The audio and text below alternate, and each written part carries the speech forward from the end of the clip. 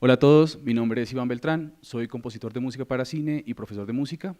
Estamos haciendo estas charlas en torno al ciclo de conciertos del año 2018 de la Biblioteca Luis Ángel Arango y el Banco de la República. En esta ocasión nos visita un dúo de violín y piano, Benjamin Baker y Daniel Lebhardt. Van a tener un programa compuesto de 3 piezas: la Fantasía en do mayor para violín y piano de Franz Schubert, la Sonata para violín y piano opus 6 de Benjamin Britten y la Sonata para piano opus 86 de Sir Edward Elgar. Teniendo un problema tan diverso como este, decidí ahondar sobre una de las piezas, la primera que van a escuchar en el concierto, y es la Fantasía en do mayor para violín y piano 934 de Schubert. ¿Por qué decidí ahondar sobre esta pieza? Me llamó la atención que esta pieza no es una pieza común en el repertorio, no fue una pieza que tuvo una gran acogida cuando se presentó, y mi pregunta es, ¿esto es una pieza incomprendida? Bien. Esta discusión va a girar en torno también del ensayo publicado por el doctor Patrick McReles por la University of California Press, y vamos a tratar sobre la problemática de esta pieza, su interpretación y por qué no tuvo una aceptación grande cuando fue presentada por primera vez.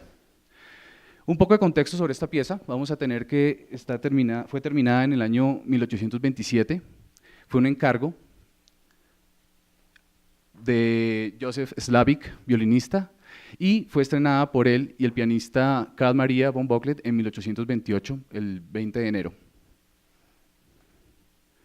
Esta pieza, compuesta al final de los años de Schubert, es paralela, está en la misma época de la Sinfonía en do mayor de 944 y el Rondó en si menor para violín y piano.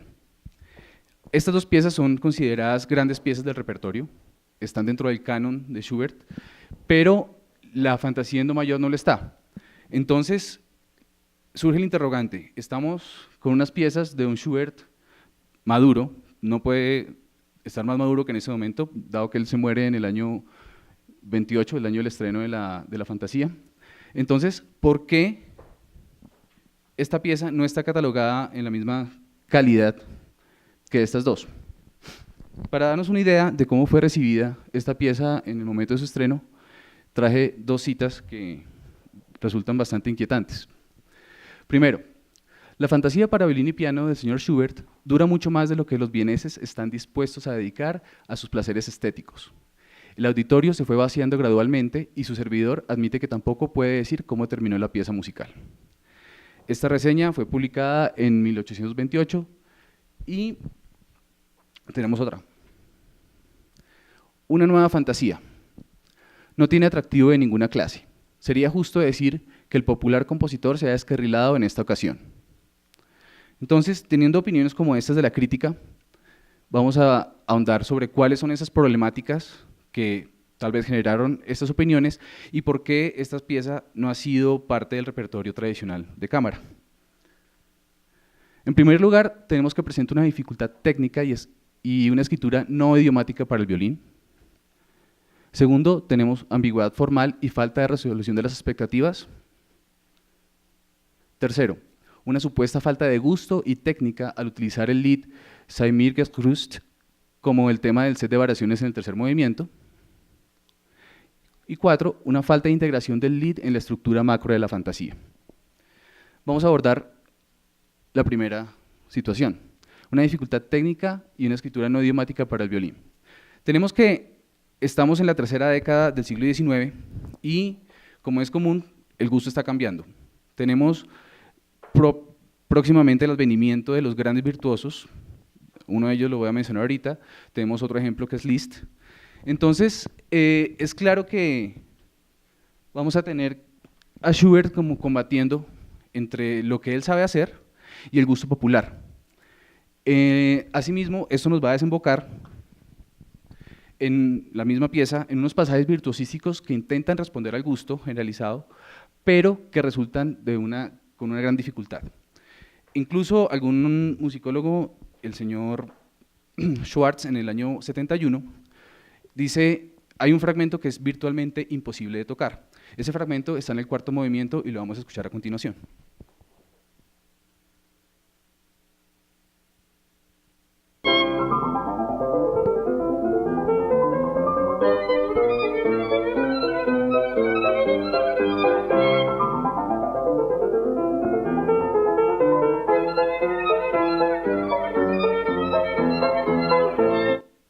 Otro aspecto que pudo influir en la percepción de la pieza por el público de la época fue la gira de Paganini en ese mismo año por Europa.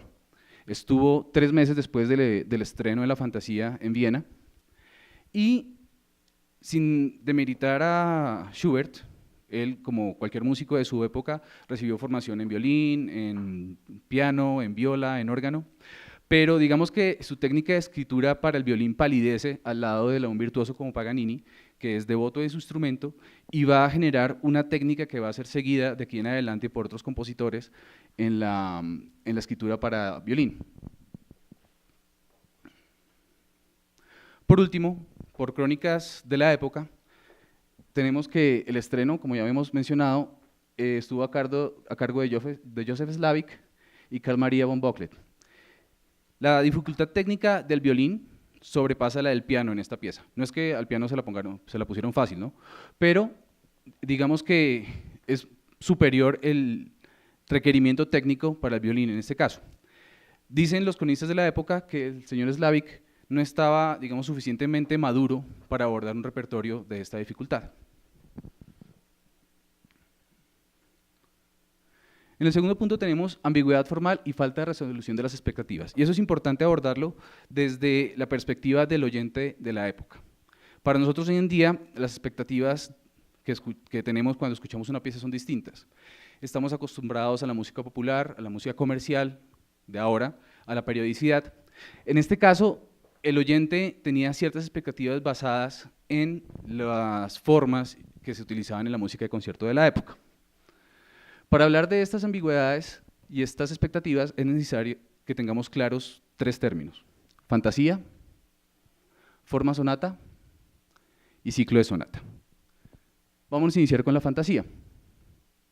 Entonces, la fantasía es una composición que principalmente se basa en la improvisación y en sus inicios no responde a esquemas formales rígidos. Digamos que esta tendencia de no responder a esquemas formales rígidos permanece hasta hoy, pero lo que pasa con esta fantasía del siglo XIX es que contrasta con lo que estaba pasando en la segunda mitad del siglo anterior. Tenemos músicos como Mozart que tienen una gran libertad para moverse dentro del género, pero en esta última mitad del siglo pasado apareció la forma sonata. Esa forma sonata se integra a casi todos los géneros musicales del momento y asimismo crea esa expectativa. Entonces decimos que este individuo de la tercera década del siglo XIX tiene estas expectativas de forma sonata incluidas dentro de un género instrumental. Ahora, ¿cuáles son esas expectativas específicas del oyente de esta época? Tenemos que sea una fantasía, sea una obra de varios movimientos que responda más o menos a los esquemas de sonata. De estos esquemas de sonata vamos a hablar a continuación. Y que incluya un tema y variaciones. En segundo lugar, tenemos la forma sonata. Entonces, primero vamos a establecer qué es forma. Y forma es el orden en el cual aparecen los eventos en una composición musical, estas secciones, y cómo esos eventos se relacionan entre las secciones de la pieza. Ahora, dijimos que a finales del siglo XVIII, la forma más exitosa, por decirlo de alguna manera, es la forma sonata. Tenemos que esta forma sonata está compuesta de 3 partes: una exposición, un desarrollo y una recapitulación. Es una forma compuesta, que quiere decir que cada una de estas 3 partes tiene subdivisiones internas. En el caso de la exposición, tenemos que está compuesta de 2 elementos contrastantes: una primera área tonal y una segunda área tonal. En el caso de la sonata típica en modo mayor, tenemos que la primera área tonal está en la tónica y la segunda área tonal está en la dominante. Para no complicarnos mucho con estos conceptos, quiero que lo escuchemos y cada uno saca sus conclusiones. Entonces, tenemos una primera área tonal, que en este caso viene de la sonata número 19 de Beethoven en sol mayor, y suena así.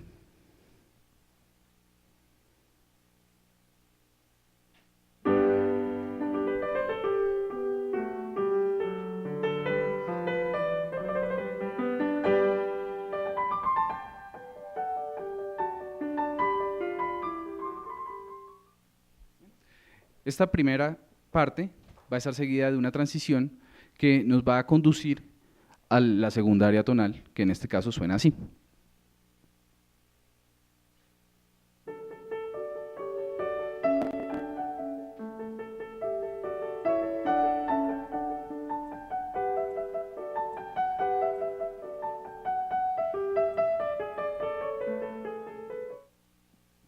Ahora, lo que sigue después de esto va a ser un tema de cierre, una sección que nos va a conectar con el desarrollo. Ahora, en el desarrollo, ¿qué va a pasar? Vamos a tener una recomposición de los elementos presentados en la exposición.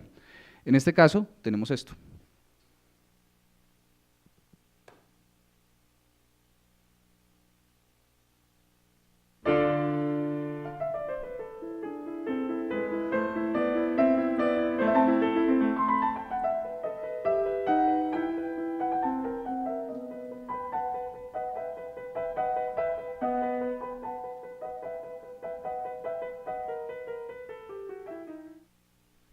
El desarrollo va a generar tensión y va a acumular tensión hasta el final de la sección que va a conectar con la recapitulación. Entonces, en la recapitulación vamos a tener de nuevo una aparición de los elementos de la exposición. Sin embargo, lo que va a cambiar es el tratamiento de la segunda área tonal y la transición antes de esta. Lo que antes teníamos en la tónica, en la primera área tonal, acá también va a estar en lo mismo.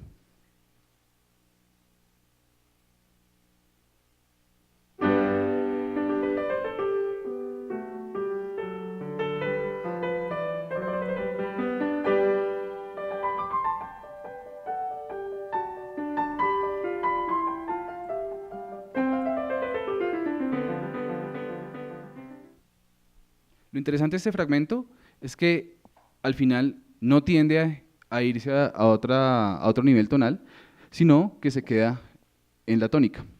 Tenemos esta segunda área tonal de la recapitulación que suena así.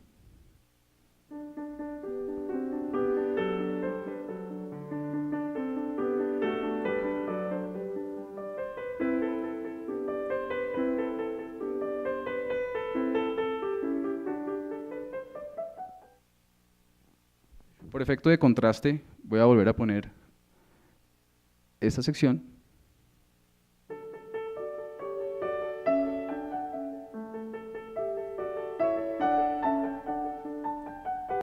Y ahora esta.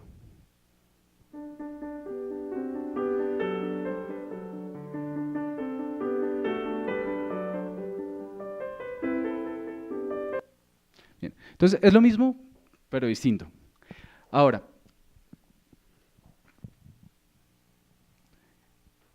ya habíamos mencionado que no es que todas las formas sonatas sean así, sino que vamos a tener variaciones innumerables de esto. Una de esas variaciones puede ser que al final hay una coda, que lo que hace es enfatizar el final del movimiento. También podemos tener una introducción. Normalmente esas introducciones son lentas. Esta tendencia a utilizar introducciones lentas preparando la exposición aparece progresivamente durante la segunda mitad del siglo XVIII y hacia finales del siglo casi todas las sonatas que tenemos, o los primeros movimientos de sinfonía, por ejemplo en Haydn, van a tener estas introducciones. Ahora, cuando hablamos de ciclo de sonata, estamos hablando de la estructura macro, de la estructura global de géneros instrumentales como lo son las sonatas, los tríos, los cuartetos y sinfonías, entre otros. Este ciclo de sonata es heredero de la forma de concierto italiano, donde teníamos un movimiento rápido, un movimiento lento, un movimiento rápido. Lo que va a pasar acá es que en esos tres movimientos, y esto fue en parte responsabilidad de Joseph Haydn, es que vamos a tener un movimiento adicional que va a ser el minué, que va a ser una danza. Entonces, la estructura típica de un ciclo de sonata va a ser esta. Un primer movimiento allegro, que puede o no tener introducción, que va a tener forma sonata, como la que acabamos de explicar. Y está en la tonalidad principal de la pieza grande. Un segundo movimiento que va a ser lento, que puede ser un andante o un adagio. Este puede ser un tema con variaciones o puede ser también otra forma sonata y puede estar en otra tonalidad. Tenemos un minué, y más adelante vamos a tener scherzo porque Beethoven decidió que iba a poner scherzo a sus terceros movimientos, que es danzario, y usualmente lo tenemos en la tonalidad principal. A veces lo que tenemos es un cambio de modo, pues si estamos en una tonalidad mayor, pues el modo está menor, si estamos en menor, está mayor, y dentro del mismo minué tenemos un minué y un trío, que son dos partes con modos contrastantes. Finalmente vamos a tener el allegro o un presto, que va a ser de tempo rápido, que va a estar en la tonalidad original y puede ser un rondó u otra forma sonata. Entonces, no quiere decir que todos los géneros instrumentales de esta época tengan este patrón, pero es un punto de inicio donde uno puede empezar a buscar referencias y que le pueden servir para entender la expectativa que uno puede tener cuando va a un concierto de esta índole. ¿Qué es lo que pasa en la fantasía de 934? Tenemos 4 movimientos, sin embargo, la forma como están constituidos van a ser, de alguna forma, van a sorprender a la audiencia. Tenemos un primer movimiento que es lento, es un andante, y que a primera escucha podría confundirse con una introducción del segundo movimiento, es decir, tenemos una ambigüedad formal donde estos dos movimientos podrían ser el mismo. Vamos a escuchar el primer movimiento. Ahora, este movimiento no está completo, yo copié la primera parte y la última parte para hacernos un resumen del movimiento.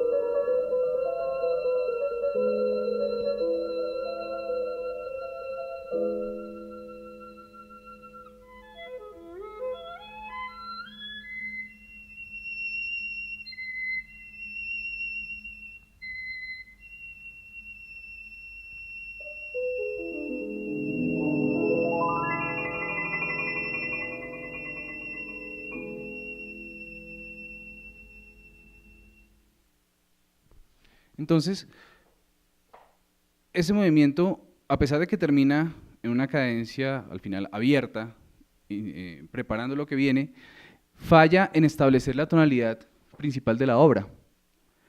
Ahora, lo que va a pasar con el segundo movimiento del allegretto es que puede confundirse con el primer movimiento, que ya habíamos visto que normalmente es un allegro, y va a presentar el material principal de la sonata.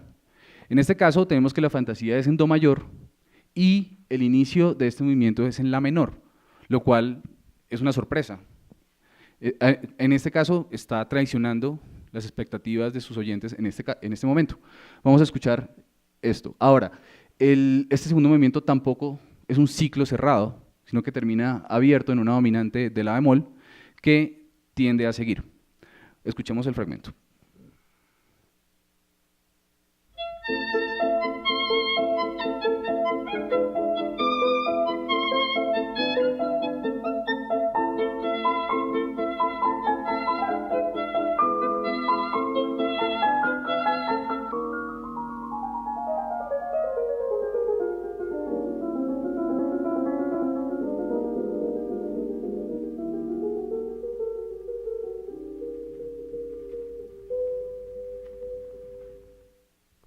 Aquí pasó lo mismo, tenemos los dos extremos, el inicio y el final, juntos, y al tenerlos juntos nos permite sentir esa sensación de que algo no está completo. Hay una parte donde esto está muy alejado de donde inicié. Una ambigüedad similar ocurre entre el tercer y cuarto movimiento. Entonces, en el andantino, que es un tema de variaciones, ya lo habíamos mencionado, vamos a tener un tema que voy a poner solamente el principio del tema porque lo vamos a escuchar más adelante, pero nos va a dar una idea de lo que pasa con la ambigüedad en estos dos movimientos.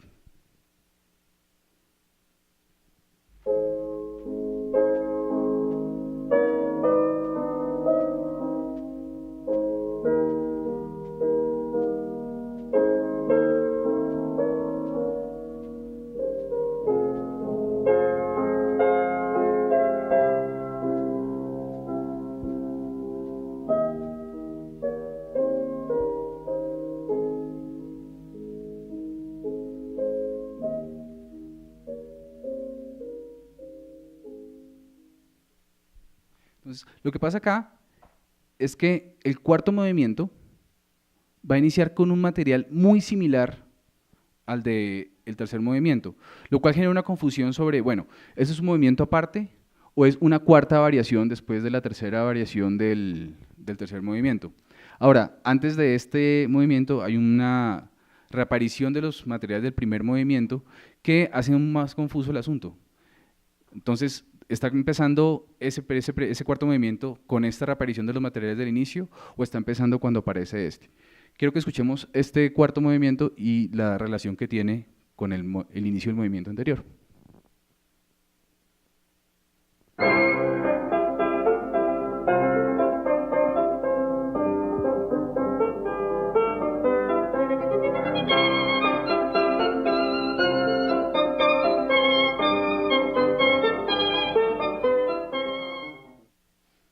Entonces, uno no sabe, ¿es esta como una gran variación brillante de lo que pasó anteriormente o es un movimiento nuevo? Esta parte finaliza con una coda que también fue criticada por sus contemporáneos. Sin embargo, estos elementos que tenemos acá ya nos sirven para tener una idea de lo que está pasando. No es una forma clara, no responde a lo que pasa con la forma sonata tradicionalmente. Sin embargo, vale la pena cuestionarse por qué pasa esto y por qué Schubert le pone fantasía a esta pieza. Entonces, me parece que al ponerle fantasía, Schubert está dejando claras las expectativas para la audiencia. Si tenemos dos géneros que se están mezclando, como es la sonata y la fantasía, constantemente, y llega un momento en que no se pueden diferenciar, entonces ¿para qué les ponemos nombres distintos?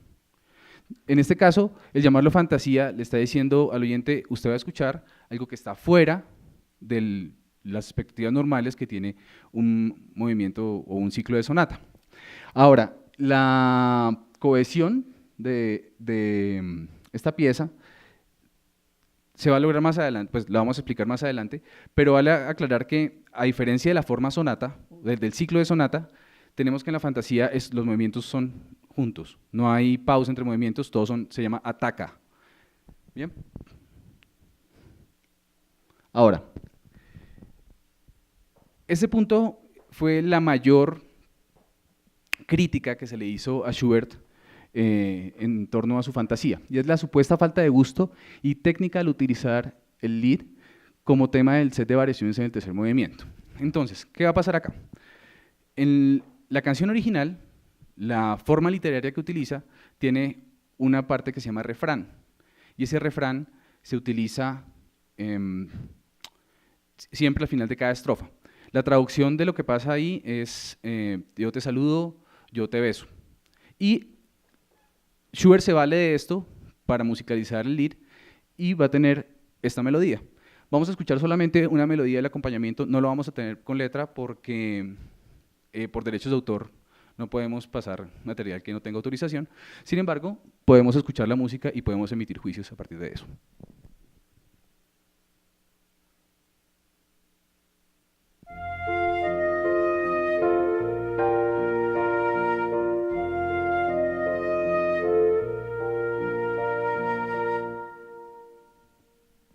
Entonces, es un pequeño fragmento, dos motivos melódicos, muy simples, pero lo que pasa con la expectativa, y es lo que les hablaba al principio, la diferencia entre expectativa de una persona hoy y una persona en el siglo XIX es que esa periodicidad y esa repetición tan obvia no era bien vista. ¿Cómo se evita eso en el lead?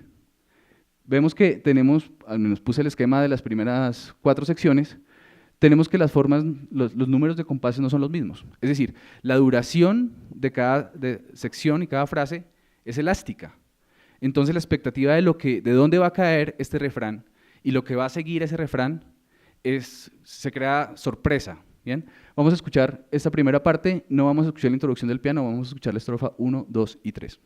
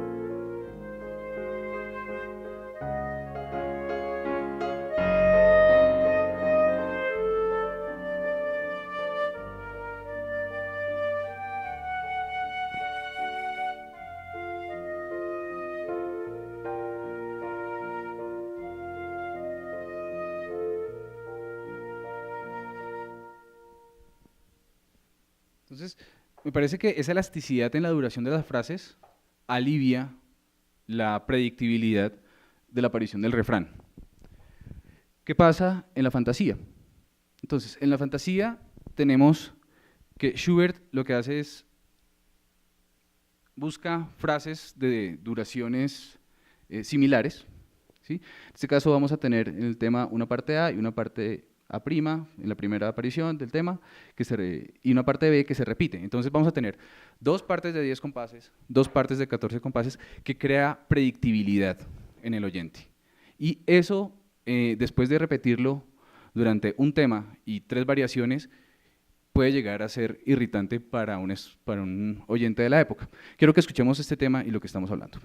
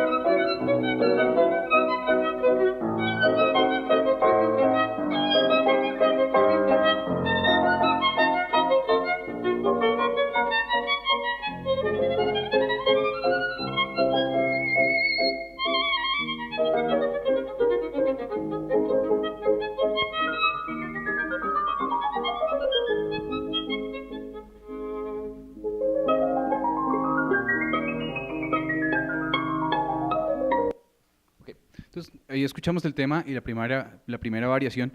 Creo que queda claro la idea de la predictibilidad cuando utiliza esas formas. Ahora, la pregunta es, ¿por qué Schubert utilizaría una forma periódica como esta, predecible? Yo lo pienso, si lo pienso como desde el punto de vista del compositor y también desde la audiencia, aunque no le dio mucho resultado, pero como compositor me parece que él está experimentando, ¿no? Está experimentando con un lenguaje que no le pertenece, que es este lenguaje virtuosístico que se viene a partir de esta época en el siglo XIX. Entonces, él está tratando de generar esas estructuras virtuosas, floridas, ornamentaciones, tanto en el piano como en el violín. Entonces, lo que uno puede hacer es agarrarse de algo fijo, algo estable. Y en este caso, esa estabilidad va a estar demostrada por el número de compases y los acordes, las progresiones armónicas. Un caso similar se me ocurre fue Schoenberg, que fue criticado muchísimo con su pantonalismo y la música dodecafónica, se ciñó a formas que en ese momento se llamaron arcaicas, que son estas formas del clasicismo. Sin embargo, es lo mismo, si estamos experimentando con un lenguaje nuevo, lo más seguro para esa experimentación es tomar referencia en algo estable como es esto.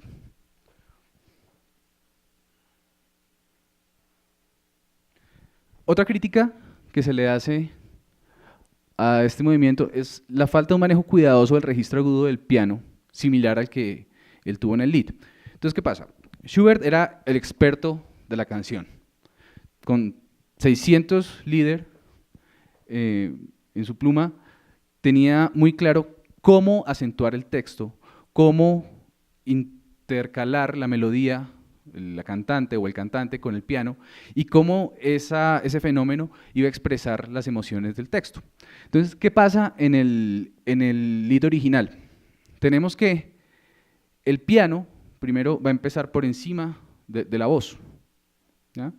Y en muchos casos la resolución de las líneas melódicas van a estar a cargo del piano. De alguna manera, eso demuestra lo que está diciendo el texto y también como ese anhelo imposible, que es como el común denominador del romanticismo, ¿bien? Entonces vamos a escuchar otra vez la primera parte del Lied, pero esta vez vamos a tener la primera frase con la melodía y la segunda frase sin la melodía. Entonces vamos a escuchar cómo el piano siempre ha estado arriba de la melodía principal.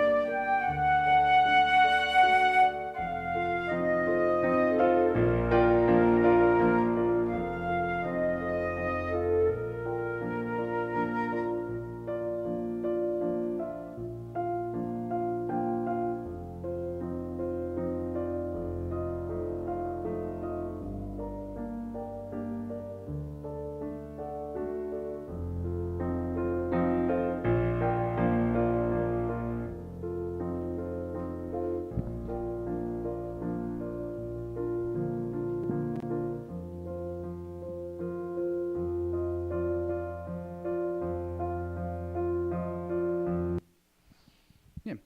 Ahora, otro aspecto del manejo del piano en el Lied son los puntos extremos, que son cuidadosamente seleccionados por Schubert para que se integren perfectamente en esta composición de texto, piano, melodía, cantante. Ahora, ¿qué pasa en la fantasía? No existe esa delicadeza, esa finura de escoger las notas cuidadosamente para que se intercalen con la melodía. Lo que vamos a tener son dos instrumentos que van a generar una cantidad de florituras y ornamentos. Ahora, es de entender que esta pieza fue una comisión del violinista, y como una comisión se asume que debe mostrar la virtuosidad del intérprete, ¿bien? Entonces, no veo, pues desde mi perspectiva, no veo la razón por la cual tenga que ceñirse a las mismas restricciones del texto. En ese caso no hay texto. No tiene que restringirse a esa limitación del registro de la voz donde el piano va a culminar las líneas melódicas cuando la voz llega a su tope, si acá tenemos un instrumento como el violín que tiene un registro agudo muchísimo más amplio. Entonces, no me parece que falte al cuidado que se utilizó en el lead, simplemente está respondiendo a otro género musical, que es la fantasía en este caso.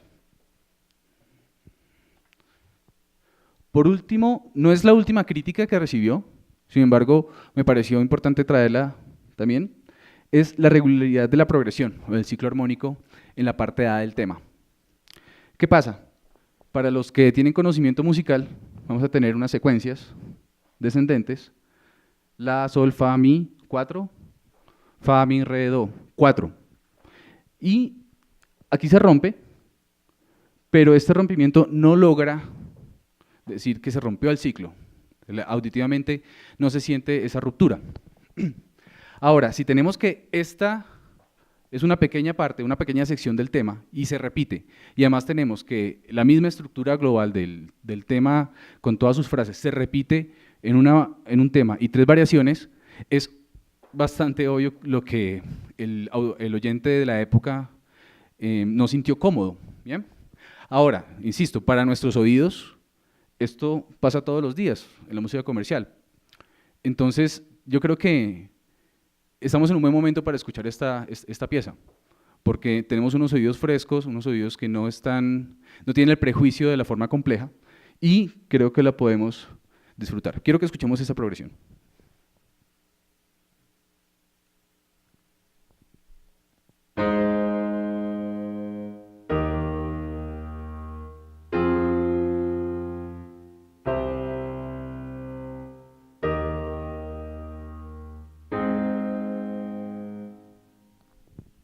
Okay.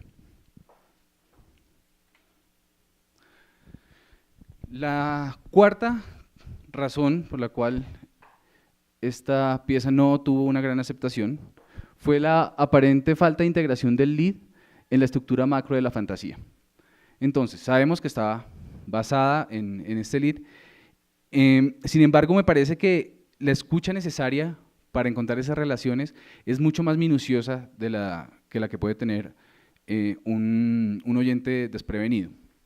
Entonces, ¿qué vamos a tener? Que la utilización del material, bueno, la crítica es que la utilización del material de la canción es muy escueta en el transcurso de la pieza, que los movimientos no están debidamente integrados, dando lugar a falta de cohesión entre movimientos y integración del lead. Bien, yo tengo este fragmento, que es un pequeño fragmento melódico que aparece en el lead, y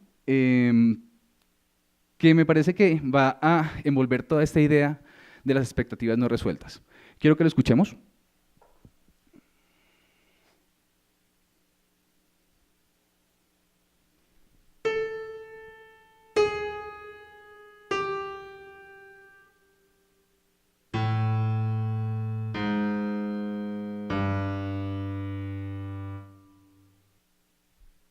Ok, si estamos en la tonalidad de do mayor, tenemos el sexto grado de la escala de do mayor, el quinto sostenido o sexto bemol, son enarmónicos, o sea, se llaman distinto, pero suenan igual, y llegamos al quinto grado. Lo voy a volver a poner otra para que realmente nos lo aprendamos, porque esto va a ser muy interesante cuando usted esté escuchando la fantasía y pueda reconocer este elemento. Va de nuevo.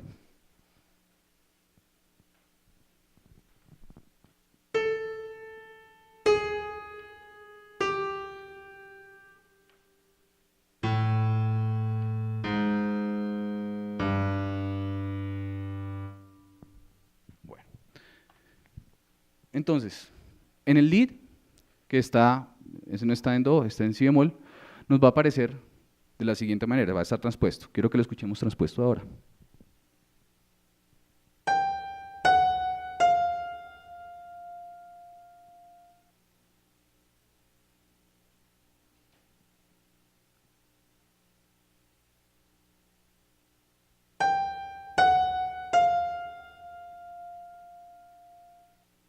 Y ahora escuchémoslo en contexto.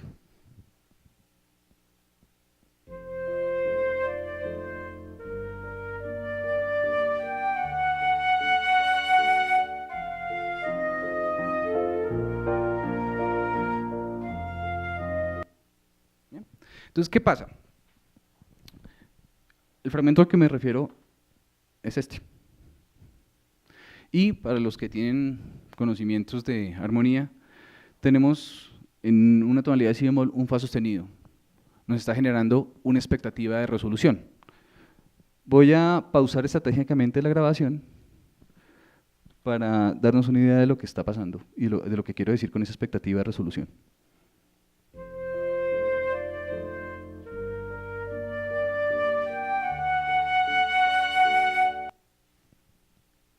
Uno siente que debería resolver, pam, pero no pasa.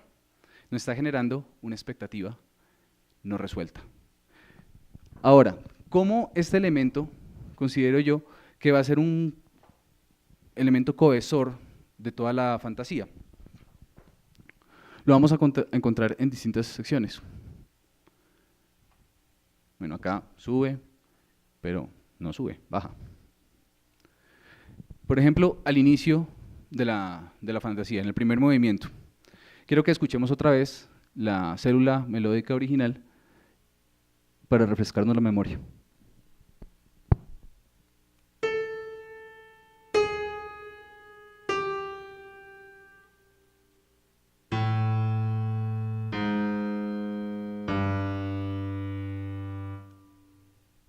¿Ok? Ahora escuchemos el inicio de la fantasía.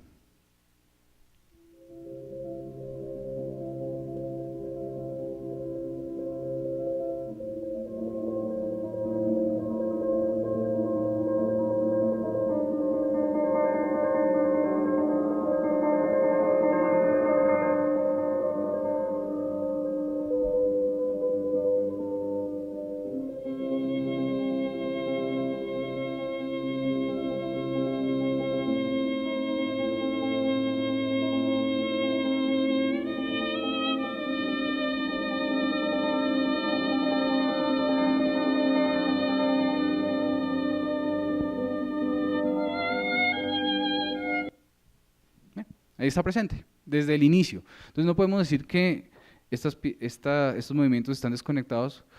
Tiene una conexión, pero es una conexión que no es tan evidente. Aquí tenemos la misma sucesión de notas. 6, el bemol 6 o el 5 sostenido, como quieran llamarlo, y el 5. Y baja. ¿Bien? Ahora, lo que me parece interesante es ver cómo esta pequeña agrupación de 3 notas se expande y nos puede dar una justificación al por qué en la estructura macro de la fantasía Schubert eligió las áreas tonales que eligió. Entonces vamos a tener que en el primer movimiento vamos a iniciar en do mayor, que es la tonalidad principal, y vamos a hacer un viaje hasta terminar en la dominante de la siendo el sexto grado de do. Ahora, estamos en la, y vamos a cambiar de modo, vamos a irnos para acá, acá vamos a terminar en una dominante de la bemol, y vamos a tener la bemol como tonalidad principal. Va a evolucionar este tercer movimiento con sus variaciones, y vamos a terminar en en una dominante de do, que es el quinto grado, do, re, mi, fa, sol, y en el allegro vamos a tener como estos mismos movimientos con variaciones, es decir, vamos a tener una intercalación de do, la, pero resumido sería esto, que a su vez sería el resumen de lo que pasó en los 3 primeros movimientos. Finaliza con una coda en do, que fue muy criticada porque presenta unas escalas ascendentes que a la crítica no le gustaron, porque según ellos no tenían mucho que ver con lo que estaba pasando anteriormente. Ahora, si simplificamos esto, vamos a tener que tener una tonalidad de do, una tonalidad de la, una tonalidad de la bemol, una tonalidad de sol, que es esto mismo. Asimismo, acá lo tenemos condensado. Bueno, acá no tenemos una tonalidad, es una área que nos va a permitir tensión para llegar al siguiente movimiento. ¿Bien? Y con los grados que tenemos, creo que queda, al menos es una opción y nos puede dar una explicación a cómo o el por qué, de forma deliberada, Schubert decidió escoger estas tonalidades y estas transiciones en su pieza. ¿Bien? Entonces, para mí, mis expectativas de cohesión están satisfechas. No sé para ustedes. Entonces, en conclusión, tenemos una pieza que requiere una destreza técnica alta para su interpretación. Vamos a tener que para los oídos de nosotros tal vez no sea chocante o no sea tan... De pronto un oído educado hoy en día, bueno, es sorpresivo, pero no es irritante como lo fue para esos críticos que nos escribieron estas reseñas anteriormente. Sin embargo, eso es una ventaja para nosotros, ¿no? Podemos apreciar esta música, esta pieza, y puede ser el momento de que esta pieza empiece a ser parte del repertorio común de los virtuosos en el violín y en el piano. Finalmente, quiero acabar explicando los ejemplos que utilizamos. Utilicé este ejemplo, Fantasy in C Major, con una licencia de Creative Commons 1.0, de libre distribución, y la sonata número 19 en sol mayor, interpretada por Daniel Bessi, este es de Beethoven, utilizado con licencia Creative Commons CC0, que quiere decir dominio público. Muchas gracias.